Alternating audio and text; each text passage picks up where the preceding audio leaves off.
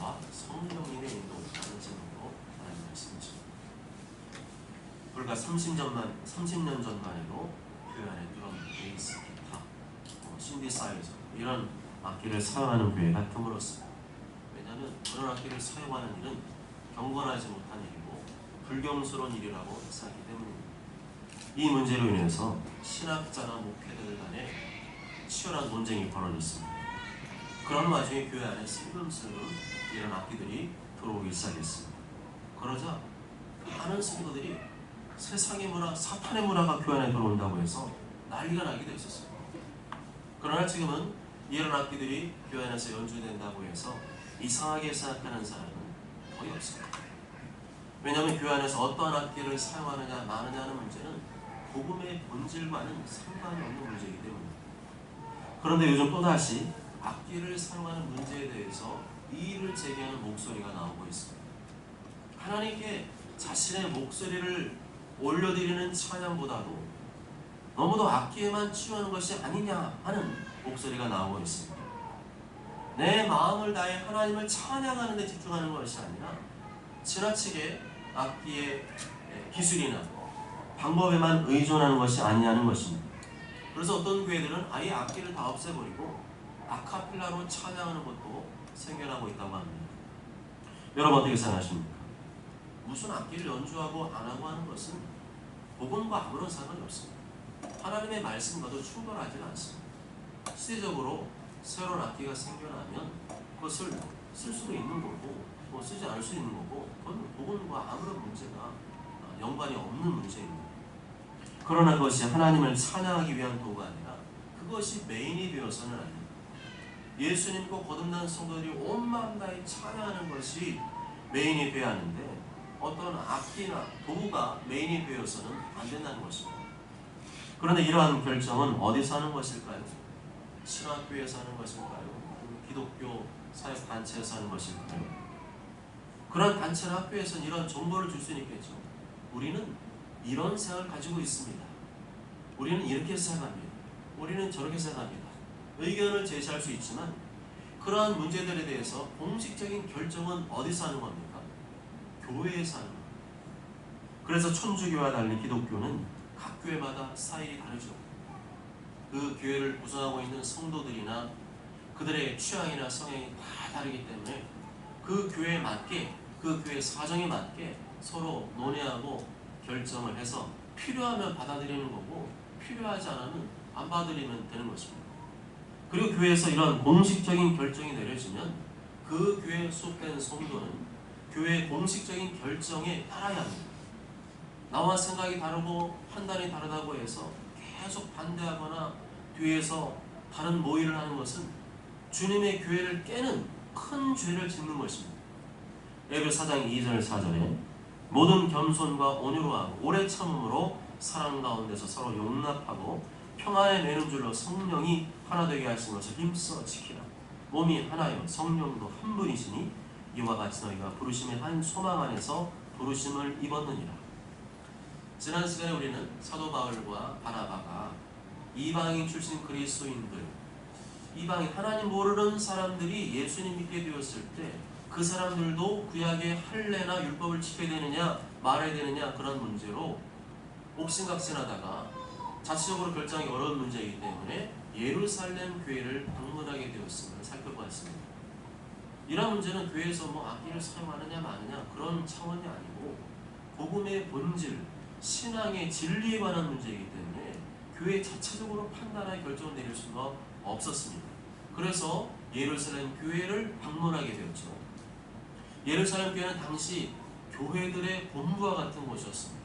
지금처럼 뭐 교단 총회가 구성된 것이 아니고 그냥 지역마다 교회가 생겨났고 그러다 보니까 그래도 좀 본부격인 교회가 있었는데 이게 바로 예루살렘 교회였죠. 그곳에는 누가 있었어요? 예수님의 제자들이 사도들로 활동하고 있었습니다. 그렇기 때문에 신학적인 진리에 관한 중요한 문제는 예수님의 제자들 출신의 사도들과 함께 협의해서 결정하는 것이 매우 적절한 일이었습니다. 제일 먼저 바울과 바나바가 선교사역 보고를 했습니다. 4절에 보면 예루살렘에 이르러 교회와 사도와 장로들에게 영접을 받고 하나님이 자기들과 함께 계셔 행하신 모든 일을 말하며라고 되어 있습니다. 신학성에서 말하는 장로는 지금의 교회 감독이나 목회자를 말하는 것입니다.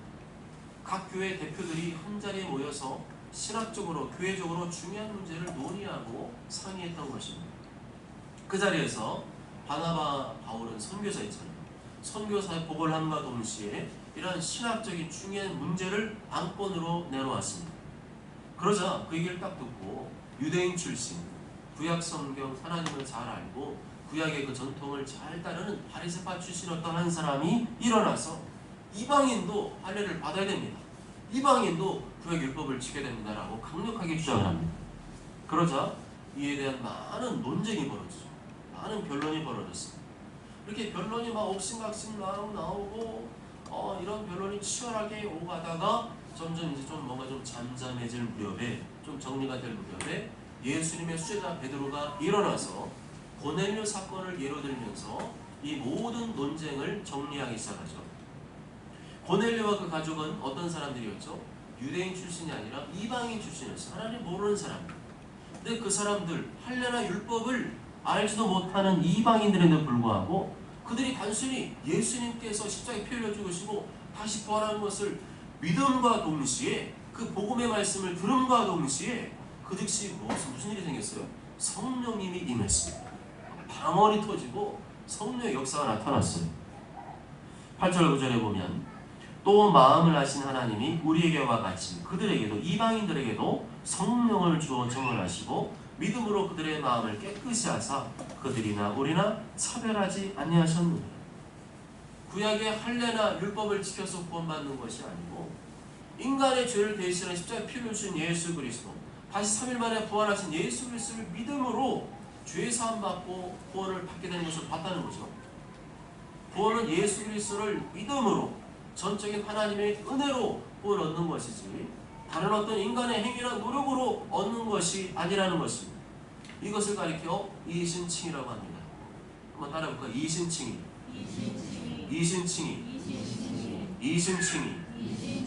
이신칭이란 예수님 믿음으로 의롭다 여김을 받는다는 거죠.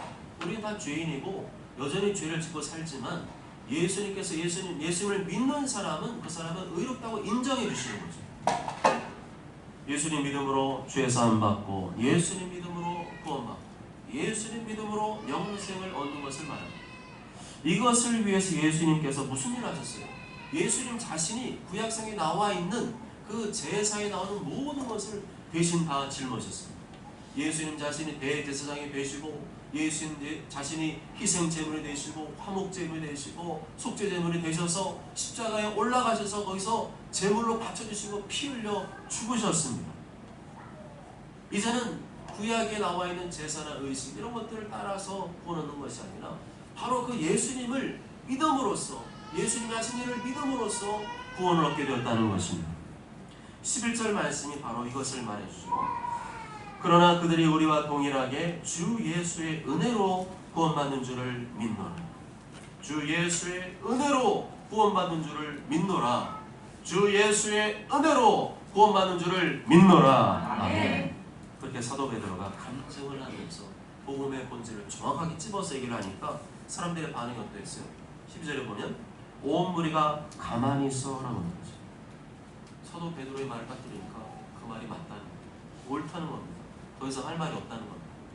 이어서 바울과 바나바가 등장해서 자신들을 통해서 하나님께서 이방인들에게 행하신 놀라운 표적과 기사에 대해서 간증을 합니다.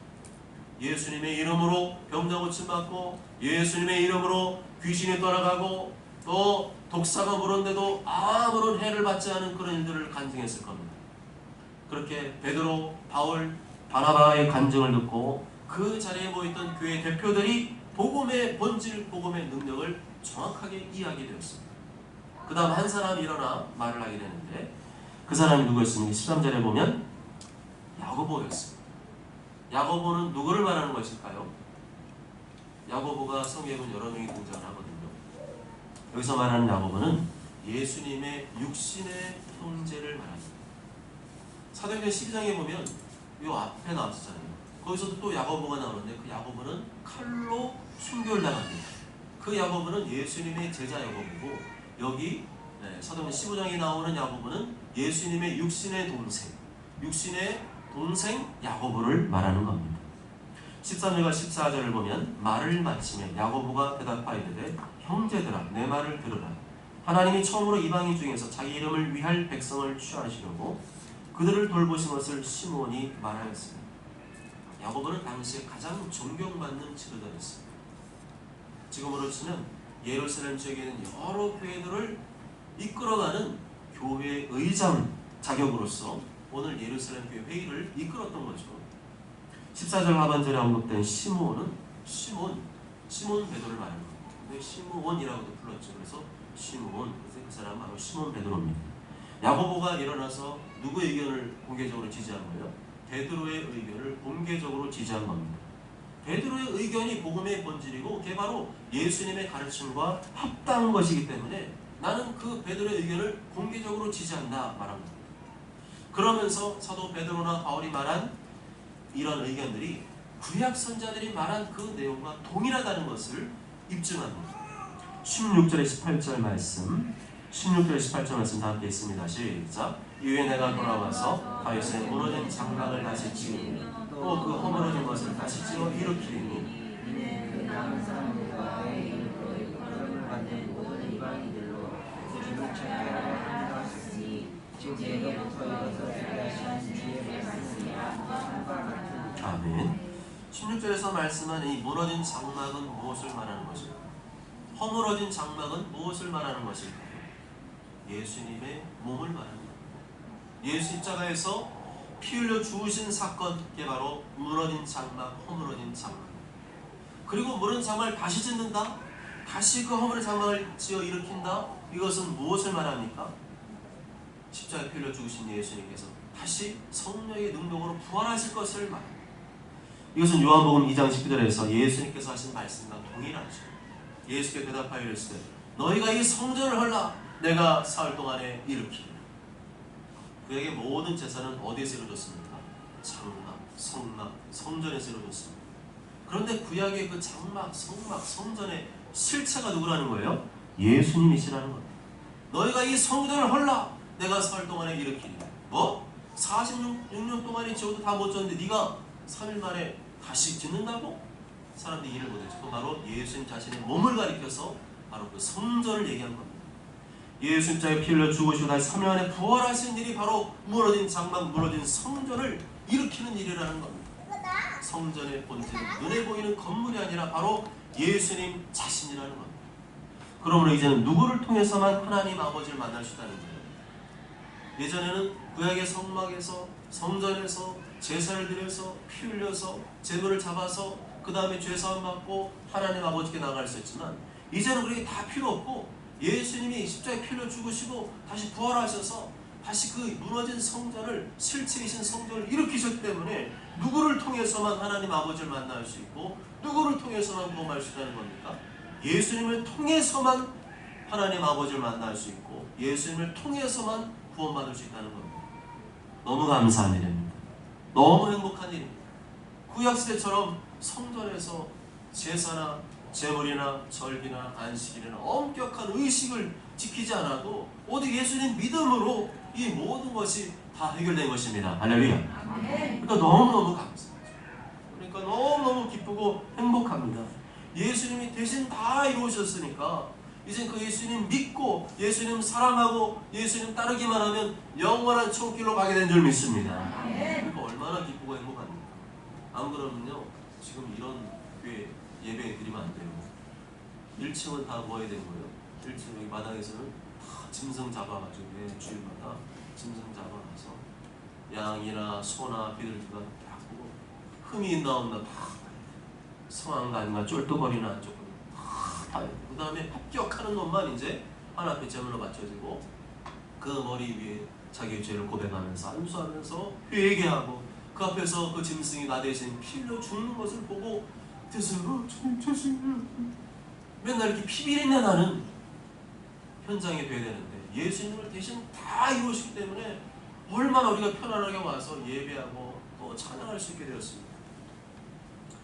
그 결과 유대인뿐만 아니라 모든 하나님 모르는 이방인들도 예수님을 통해서 구원받을 수 있게 되었습니다. 이것이 바로 신약 성경과 구약 성경을 관통하고 있는, 꿰뚫고 있는 구원의 말씀인 줄 믿습니다. 즉 예로부터 이것을 알게 하시는 주의 말씀. 그러면 다시 구약의 안식일을 지켜라, 구약의 유월절 절기를 지켜라, 구약의 의식을 제사를 지켜라 하는 이런 이단들을 멀리 하시기 바랍니다. 이건 십자가의 원수예요. 예수님 다 일어나는 또다시 끄집어내서 뭐가 있다는 겁니까? 이런 하나님의 교회, 대덕면사무소 앞에 있는 하나님의 교회 세계선교회, 한국대학교 병원 앞에 있는 거 하나님의 교회 세계선교회, 거기는 다 십자가가 없어요. 다 구약의 유월절 지키라 그래요. 다 구약의 절기 지키라 그럽니다. 뭐 다시 또 장막 끄집어내고 뭐 이런 이상한 소리 하고 있어요. 예수님의 십자가의 원수로 거꾸로 돌아가는 그 이단들을 한두 번 훈계한 다음에는 멀리 하시기 바랍니다. 야고보는 이렇게 여러 의견들을 듣고 중에서 복음의 본질에 합당한 것만 취하고 최종적으로 결론을 내려주었습니다. 그것이 바로 19절에서 21절까지 말씀인데요.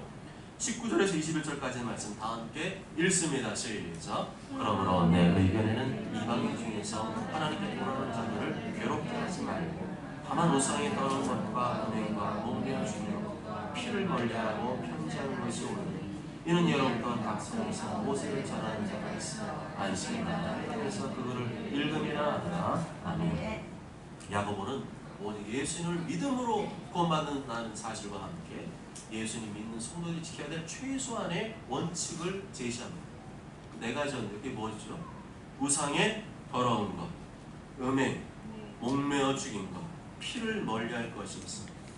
우상의 더러운 것이란 무엇을 말합니까? 우상의 제물을 말하죠. 우상에게 바쳐진 제물을 말하죠. 당시 시장에서 파는 고기들은 전부 다 이방신에게 바쳐진 우상의 제물이었습니다. 이방신에게 바쳐지고 남은 것들이 시장에 나와서 팔리게 되었습니다. 그렇기 때문에 시장에 파는 우상의 제물은 사먹지 않는 게 좋겠다, 그렇게 권면한 거죠. 이것은 아마도 구약 사상 다니엘이 그랬지 않습니까? 다니엘이 이방신에게 바쳐진 음식을 일절 먹지 않겠습니다고 했던 그런 구약적인 배경에서 판단했던 것 같습니다. 그렇지만 나중에 이게 바뀌게 됩니다. 사도 바울은 우상의 제물을 먹는 일은 각자의 양심에 따라 결정을 하고 말하죠. 우상의 제물로 믿고 먹는 사람은 먹지 말라는 겁니다. 그렇지만 우상의 제물이지만 저건 다 하나님이 주신 음식이다라고 먹는 사람은 마음껏 먹으라는 겁니다.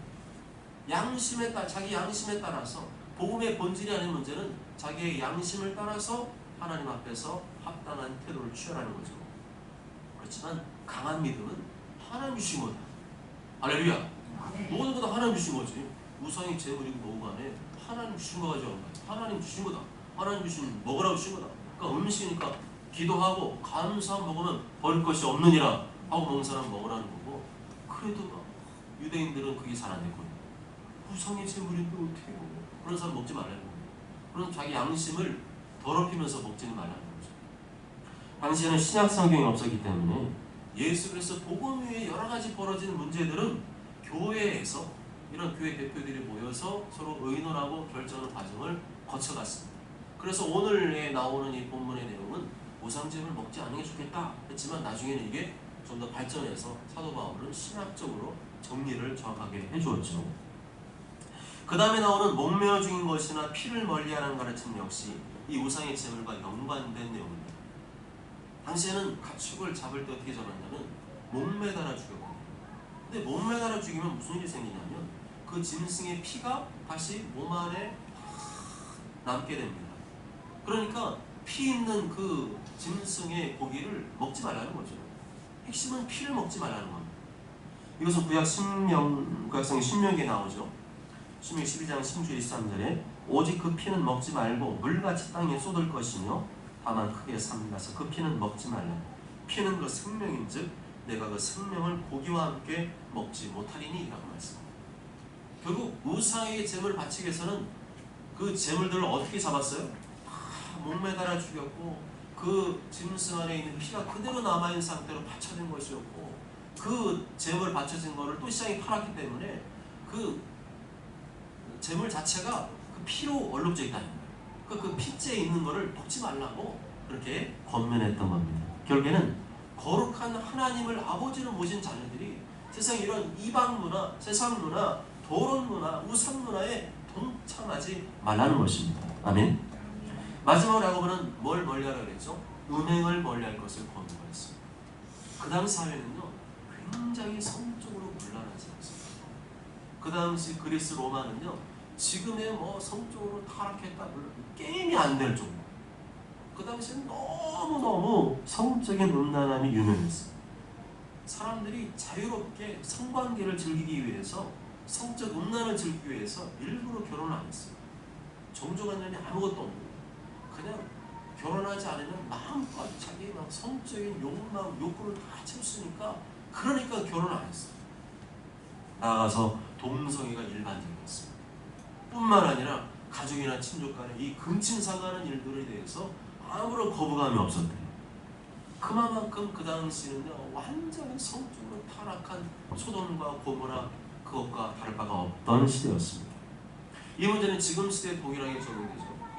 이 시대 젊은 사람들이 결혼 안 하려고 합니다. 경제적인 이유, 여러 가지 이유들이 있죠.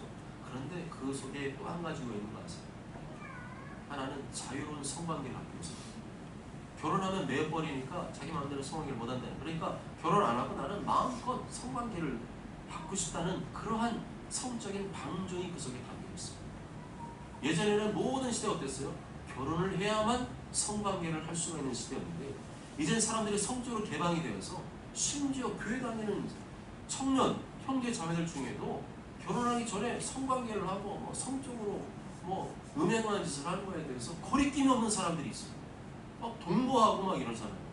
이게 바로 타락한 성적인 혁명, 성적인 문화가 지금 깊숙이 침투한 겁니다. 이제는 사람들이 성적으로 많이 개방되어서 굳이 결혼하지 않더라도 뭐 어느 날 보면 연예인들도 막 그러잖아요. 뭐 3박 4일로 관을 갔다 왔더니 결혼도 안 한 사람들이잖아요. 그런데 그거에 대해서 아무도 뭐라고 안 해요. 예전 같으면 막 난리가 났죠. 결혼도 안 했는데 지금 결혼하는 지금 이혼 남녀가 어디 막 갔다 그러면 막 난리가 났는데 지금은 잘 갔다 와 막 이러잖아요. 이게 성적으로 타락했다는 증거입니다. 그러나 이런 성적인 타락, 이런 가치관 문화는 하나님의 말씀을 전면으로 거스르는 세상의 이방 문화입니다. 10계명의 제7계명은 뭐에 관한 계명이죠? 성에 관한 계명입니다. 간음하지 말라는 말씀은 결혼관계 이외의 성관계를 금지하는 말씀입니다. 결혼관계의 모든 성관계, 결혼 전의 모든 성관계, 결혼한 이후의 모든 부정한 성관계, 어떤 성관계도 결혼관계 이외에는 허락하지 않으신다는 겁니다. 다시 말하면 결혼관계 이외의 모든 성관계는 간음죄이고 음행죄를 짓는 것이라는 겁니다. 이 간음죄, 음행죄는 죄로 끝나는 게 아니라 하나님의 나라를 유업으로 받지 못하게 하는 매우 심각한 죄입니다. 내가 하나님의 자녀로서 마땅히 하나님 나라에 들어가야 되는데, 마땅히 들어가야 되는데 성적으로 문란하고 음란한 삶을 살면 하나님 나라에 못 들어가고 지옥에 떨어질 수 있다는 겁니다. 고린도서 6장 9절 10절에 불의한 자가 하나님 나라를 유업으로 받지 못할 줄 알지 못하느냐. 유업을 받지 말라. 음행하는 자라, 우상 숭배하는 자라, 간음하는 자라, 탐색하는 자라, 남색하는 자라, 이건 동성을 말하죠. 도적이나 탐욕을 부리는 자라, 술 취하는 자라, 술 취하는 자도 포함됩니다. 모욕하는 자라, 욕을 하는 사람, 속여 빼앗아 사기치는 사람들은 하나님 나라를 유업으로 받지 못합니다. 예수님 믿는 사람이 하나님 말씀을 따라 의롭게 살아야 천국에 들어갈 수 있는 것이지, 예수님과 구원받다고 해서 아무렇게나 죄짓고 살고 음란하게 살고 그런 사람이 어떻게 천국에 들어갈 수 있느냐는 겁니다. 우리의 말과 얘기를 통해서 예수님이 전파되고 예수님이 보여지고 예수님이 증거되어야 되는데 죄짓고 불의한 삶을 살면서 어떻게 예수님을 보여주고 전파할 수 있냐는 거죠. 입으로만 안 된다는 거예요. 그 삶이 주님 볼 때 합당한 삶을 살면서 그분이 예수님을 하면서 그 복음이 전파돼야 예수님을 제대로 전할 수 있는 것이지, 그런 삶을 살지 않으면서 어떻게 복음을 전하고 하나님께 영광을 돌리는 삶을 살 수 있느냐는 겁니다. 특히 요즘에는 음행, 성적인 유혹이 대단합니다. 지금처럼 인터넷과 유튜브를 통해서 성적인 음란한 것들이 넘쳐난 시대일수록 우리는 더 경각심을 가지고 아예 처음부터 그런 음란물을 보지 말아야 됩니다. 이 음란물을 보면 무슨 일이 벌어지느냐? 음란물을 보고 탐하는 순간, 탐닉한 보는 순간 뭐가 들어와요? 성령님이 역사하겠어요? 더러운 귀신, 음란한 귀신이 들어오니까. 음란한 귀신이 들어오니까 안 끊어집니다. 더 보고 싶어. 자꾸만 보고 싶어. 그러니까 계속 그 쳐다보고 있으면 나중에 어떻게 돼요? 중독이죠. 음란 중독, 나중에는 성적으로 이상한 짓 하는 거예요. 뉴스나 기사 보면 어느 날 미친 타는 남자들 있잖아요. 미친 여자들 생기고 있어요. 미친데 아무서나 막 돌아다니고 막 이상한 짓 하고 다니고 성적으로 타락하는 일이 다 왜 그런 거예요? 맨날 그런 거 쳐다보고 그런 거만 보고 있으니까 음란마. 조는 사람 있으면 주님 뜻이에요. 더러운 귀신이 음란 귀신 들어와가지고 전부 다 거기 해별돼가지고 주님의 영광이 복음이 없는 거예요. 이라는 음란과 음행을 끊어버리도록 수시로 말씀 읽고 듣고 묵상하시기 바랍니다. 성령님과 도우심과 능력으로 내에서 역사는 음란 마귀를, 음란한 영을 쫓아내시기 바랍니다. 가족이 다 같이 볼 수 있는 건전한 것만 골라서 보시기 바랍니다. 그리고 이러한 예수님 복음과 그리스도의 삶의 원칙을 정리해 말하는 게 예루살렘 교회는 또 하나의 결정을 내립니다. 22절에 보면 곧 형제 중에 인도자인 지도자인 바사바라는 유다와 실라를 안디옥으로 보냅니다. 바울과 바나바가 파송된 교회인데 다시 이 두 사람을 증인으로 보내는 거죠. 안디옥으로 보내기를 결정합니다. 바나바를 선교사를 파송했던 안디옥 교회로 유다와 실라를 같이 보냅니다. 왜 그랬어요? 교회 안에 그런 신학적인 논쟁이 벌어졌기 때문에 그것을 확실하기 위해서 유다와 실라도 지도자를 같이 보냅니다. 결국에는 바울의 선교사를 돕기 위해서 교회들이 어떠한 행동을 취하는지 알 수가 있죠. 선교사역, 세계선교 감당하기 위해서 선교사를 돕고 협력하고 후원하고 밀어주는 일을 교회가 있음을 알 수가 있습니다. 교회는 세계선교의 사명을 감당하는 것입니다. 세계선교 사명을 감당하는 것입니다. 선교사를 돕고 후원하고 기도하고 밀어주고 협력하고 파수하는 것입니다. 그 일이 잘 되도록 기도하고 헌신하는 것이 교회입니다. 그와 함께 교회는 다음 세대에게 신앙을 전수할 사명이 있습니다. 교회가 전도하고 선교하다가 다 문닫게 생겼어요. 가정에서 부모들이 자녀에게 말씀을 가르치고 양육하고 전세가 다 함께 예배하고 같은 신앙을 물려줘야 되는데 그게 안 되고 있어요. 구약의 쌍명령은 쉐마교회입니다. 뭐라고요? 구약의 쌍명령은 쉐마교회. 쉐마는 들으라 이스라엘. 부모가 자녀에게 신앙을 가르치는 겁니다. 제가 지난 말씀드렸죠. 유대교들은 유대교 회당에 있었는데 교육관이 없어요. 교육 목사, 교육 전사님도 없어요. 성경학교 교사도 없어요. 그럼 누가 교사냐? 누가 애들을 가르치냐? 부모예요. 그냥 교육관 자체가 없다니까요. 그냥 신앙교육은 부모가 자녀에게 하는 거, 집에서 계속 자녀에게 말씀을 가르치고 신앙을 전수하고 가정예배 드리고, 이게 유대인의 신앙 전수 방법입니다. 그렇게 했더니 그들은 구원받지는 못하지만 신앙이 계속 전수되는 거예요. 어떻게 해요? 가정에서 하니까 막 핍박이 오고 박해하고 흩어지고 막 난리가 나도 부모가 자녀를 가르치는 걸 당연한 걸로 알고 가르치니까 신앙이 계속 전수되는 거예요. 그런데 기독교회들은 이 부모가 자녀를 가르치는 쉐마 교육을 등한시 했습니다. 다 교회에 맡겨버렸어요. 공산주의 교육이 무슨 교육인 줄 아세요? 집에서 안 가르치고 다 공산당에 맡기는 게 이게 공산당 교육이에요. 교회가 지금요 공산당 교육하고 되니까요. 그게 아니라 성경대로 가정에서 부모가 자녀를 가르칠 줄로 믿습니다. 자녀를 앉혀놓고 하나님 말씀을 가르치고 먹이고 질문하고 대화하고 토론하고 궁금증을 물어보면 또 얘기해주고, 모르겠으면 또 성경을 찾아보고, 모르겠으면 목사님한테 물어보고 대답하고 알려주고 가르치고 계속해서 가정 안에 신앙 교육이 철저하게 이루어져야 될 줄로 믿습니다. 그거 안 되는데 세계성자 파수가 성경에서 후원하고 뭐 세계에서 2만 명 뭐 성경 한국이 다 주는데요. 집에는 부모님 안 계시고 맨날 장로님 또 목사님 또 교회 막 중직자들은 다 맨날 교회가 있고, 애들은 집에서 혼자 놀고 있고 방치하고 있고 신앙도 하나도 안 되고, 그런데 무슨 뭐 세계선교육이 무슨 의미가 있습니까?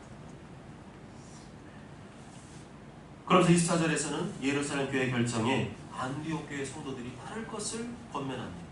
우리 가운데서 어떤 사람들이 우리의 지시도 없이 나가서 말로 너희를 괴롭게 하고 마음을 혼란하게 한다 하기로. 교회의 공적인 결정과 지시를 따르지 않고 자기들 마음대로 나가서 교회에 혼란과 분열을 일으키는 사람들이 있다는 겁니다. 그러한 그의 공적인 권위에 복종하지 않는 자들을 다스리기 위해서 유다와 신라를 파송시킨 겁니다.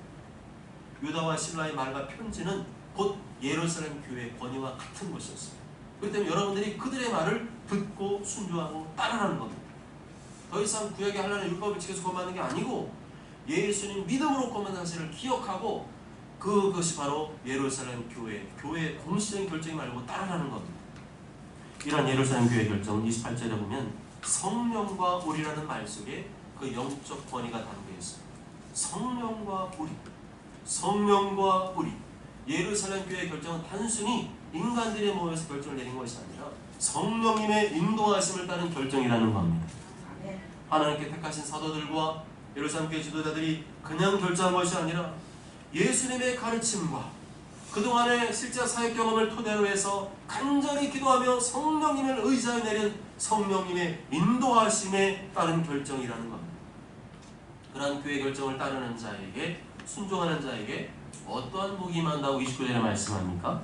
29절 하반절에 보면 우상의 제물과 피와 목매어 죽인 것과 음행을 멀리할지니라. 이에 스스로 삼가면 어떻게 된다고요? 잘 되리라. 잘 되리라. 잘 되리라. 평안함을 원하노라. 평안을 원하노라. 교회의 결정을 성령님의 결정으로 알고 잘 따르면 어떻게 된다고요? 잘 되리라. 잘 되리라. 스스로 삼가면 잘 되리라. 잘 되리라. 잘 된다는 말은 헬라어로 성취한다는 뜻을 가지고 있습니다. 성취한. 교회의 결정을 잘 따르고 순종하면 하나님께서 복을 준다는 거예요. 그 다음에 나오는 평안함을 원하노라. 이 말은 헬라어로 강하게 된다는 뜻을 가지고 있습니다. 신앙적으로 강하게 된다는 거예요. 교회의 결정, 지시에 잘 따르고 순종하는 사람은 어떻게 된다는 거예요? 신앙적으로 강해진다. 마음이 안정되고 평안해지고 신앙이 강해진다. 이게 바로 하나님 주신 복이라는 거예요. 그러한 복을 어떤 사람이 누린다고요? 교회의 결정을 잘 따르고 복종하는 성도입니다. 교회의 결정을 성령님의 인도하심으로 믿고 따르는 성도입니다. 그런 성도가 잘 되고 이루고 성취하고 평안하고 강하게 되는 줄 믿습니다. 아멘. 사랑하는 여러분, 교회의 결정은 교회의 결정이고 내 결정은 내 결정이라고 생각하지 마십시오. 교회와 교회의 권위와 질서를 무시하는 사람 치고 잘 되는 적을 본 적이 없어요. 오늘 말씀은 교회가 기도하며 결정한 것을 성령님이 인도하신 결정으로 믿고 있지 않습니까? 성령과 우리는, 성령과 우리는, 성령과 교회는, 성령과 교회는, 교회는 주님의 몸이고 주님의 몸인 교회를 누가 이끌어 가십니까? 성령님이 이끌어 가시죠. 그런데 어떻게 교회의 권위와 결정을 무시하고 잘되기를 바랄 수 있습니까? 그러면서 어떻게 내 신앙이 성장하고 강해지기를 바랄 수 있습니까? 아니죠. 신앙생활은 하나님 중심, 성경 중심, 교회 중심으로 해야 됩니다. 따라해보실까요? 하나님 중심, 성경 중심, 교회 중심, 하나님 중심, 성경 중심, 교회 중심. 이렇게 신앙생활에 누가 역사한다는 거예요? 성령님이 역사한다는 겁니다. 할렐루야. 성령님이 역사에 무슨 일이 벌어져요? 좋은 일이 생기죠. 잘 되고 이루고 성취하고 평안하고 강해지고. 할렐루야. 성령님이 역사하는 루트대로 따라가야죠. 그게 바로 뭐예요? 하나님 중심, 성경 중심, 교회 중심을 잘 따라가면 성령님이 역사할 수밖에 없는 거죠. 특히 요즘은 교회와의 권위와 결정을 가볍게 여기고 무시하는 성도들이 많아지고 있습니다. 교회 결정과 상을 자기 마음대로, 자기 편한 대로 신앙사는 사람들이 많아지고 있어요. 그래가지고 잘 될 리가 없죠. 그래가지고 평안할 리가 없습니다. 그래가지고 신앙이 어떻게 성장하고 강해질 수가 있겠습니까? 성경 말씀대로 순종을 안 하는데 어떻게 잘 되고 평안하고 강해질 수가 있겠습니까? 아닙니다. 교회의 결정은 영적 권위가 있는 결정입니다. 교회의 결정은 성령님께서 인도하신 결정입니다.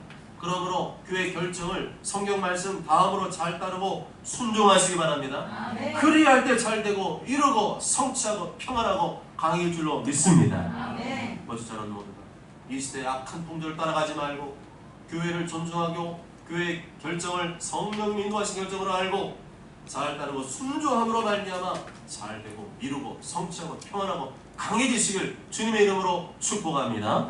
아멘.